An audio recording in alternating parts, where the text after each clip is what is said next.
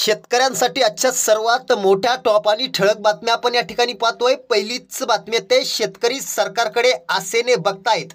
बाळासाहेब थोरात म्हणाले, शेतकऱ्यांना भरीव मदतीची गरज। पुढली मोठी बातमी आहे, मापात पाप, खाजगी बाजार समितीमध्ये शेतकऱ्यांची लूट।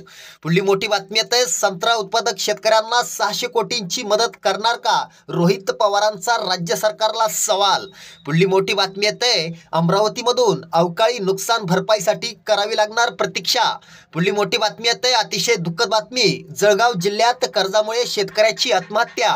पुढली मोठी बातमी आहे, शेतकरी विरोधी सरकारचा धिक्कार असो, विरोधी पक्षाचे आमदार आक्रमक। पुढली मोठी बातमी निघते, शेतकरी मेले तरी चालेल अशी मोदी सरकारची भूमिका, पृथ्वीराज चव्हाण यांची टीका। पुढली मोठी बातमी आहे, बिबट्याचा शेतमजुरावर हल्ला, शेतकरी धावून आल्याने बचावला युवक। पुढली मोठी बातमी आहे, बळीराजाला दिलासा देणारी बातमी, आजपासून उर्वरित शेतकऱ्यांना पीक विमा वाटप। या होत्या सर्वात मोठ्या टॉप आणि ठळक बातम्या। व्हिडिओ आवडला तर नक्की शेअर करा।